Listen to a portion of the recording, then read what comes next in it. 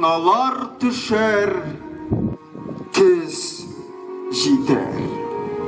Хай бу гомернең бәрәкәтсезлеге, әлегенә бит сабан тургайлары яшел уҗым өстендә ук булып атылып сайрыйлар иде.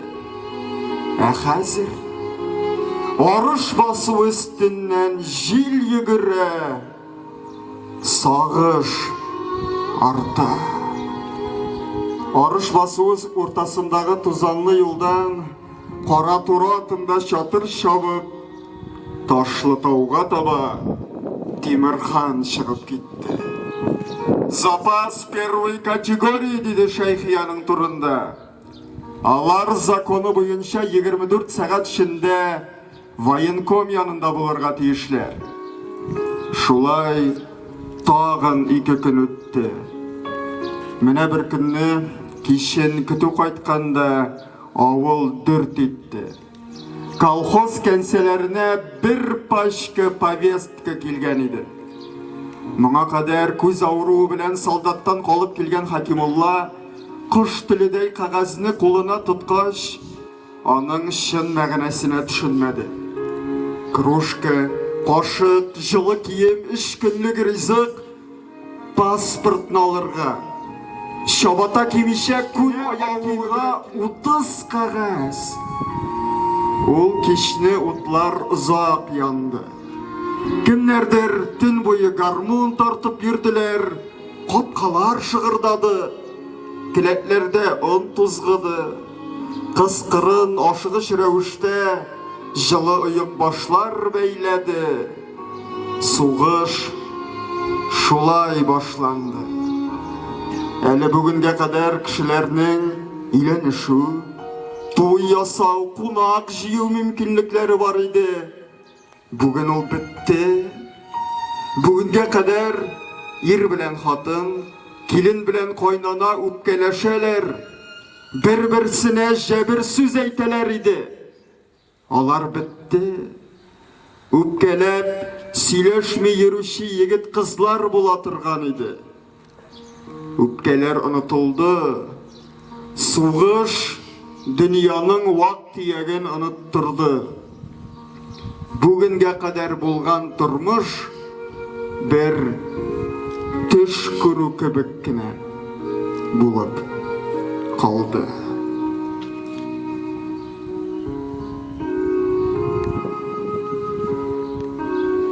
Бик зур рәхмәт, Айнур. 1941 ел 22 июнь. Моннан нәкъ 83 ел элек радио тулкыннары Советлар Союзы дикторы Левитанның әлеге шомлы хәбәрен җиткерә. Әйе, ул төндә фашистлар Германиясы Советлар иленә вәхшиләрчә һөҗүм ясый.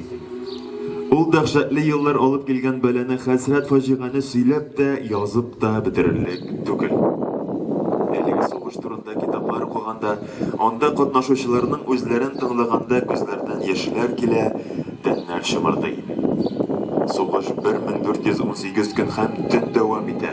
Анда 27 миллион совет солдатының гомере өзелә. Сугыш башлану турындагы хәбәр таң беленү белән районыбызның үзәгенең барлык почмакларына барып ирешә. Бөек Ватан сугышына Шәмәрдән станциясеннән 12 мең ир-егетебез фронтка чыгып китә. 6330-ы кире туган ягыбызга әйләнеп кайтмый. Алар илебезнең бәйсезлеге, халкыбызның азатлыгы, киләчәк буыннарның бәхете өчен башларын салды. Бүген без сөекле ватаныбыз өчен тормышларын кызганмаган әлеге каһарманнарыбыз алдында тирән ихтирам белән баш иябез һәм 1 минутлык тынлык сүз игълан итәбез. Муниципаль районының беренче урынбасары Закирзянов Расих Рахимҗан улына бирелә. Рәхим итегез. Әйрлейтәләр, барыгызга да. Бөтенебез тарихтан белгәнчә инде 22 июнь 1941 ел безнең илнең иң фаҗигалы, иң авыр көннәренең берсе булып тарих битләренә кирип калды. Бу көнне фашист Германиясы гаскәрләре безнең илебезгә һөҗүм итеп, сугыш башланып китте. сугыш инде әйтеп киттеләр. 1418 көн дәверендә безнең иң әйбәт, иң сәламәт, иң яхшы җегетләребез, ул безнең бабаларыбыз, әбиләребез һәм инде әтиләребез, туганнарыбыз, якыннарыбыз шушы сугышта катнашып, үзләренең 27 миллионнан артык кеше шушы сугыш кырларында үзенең гомерләрен калдырдылар. Инде монда тылда безнең хезмәткәрләр шушы җиңүне яулау өчен үзенең фидакар хезмәтләрен куеп, бөтенесен фронтка, бөтенесен җиңүгә дигән лозунг белән үзләренең эшләрен алып бардылар. Инде бу көн һәрбер семьяга үзенә карата бер авырлык кичерделәр, чөнки бөтен Россия Федерациясында һәм инде безнең Сабар районында да, Татарстанда да юктыр шундый семья, бу сугыш кырыйда калдырмады.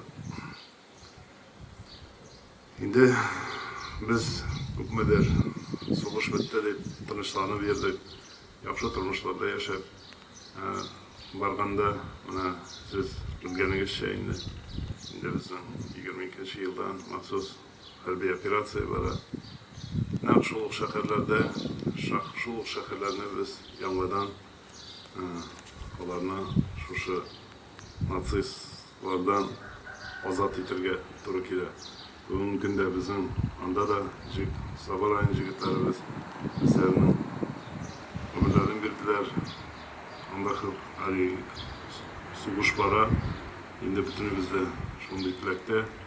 Бу сугыш тиз арада тамамланып, җегетләребез исән-сау гына семьяларына кайтып, үзләренең тормышларын бергә безнең белән дәвам итәргә ясыны дигән теләктә торабыз.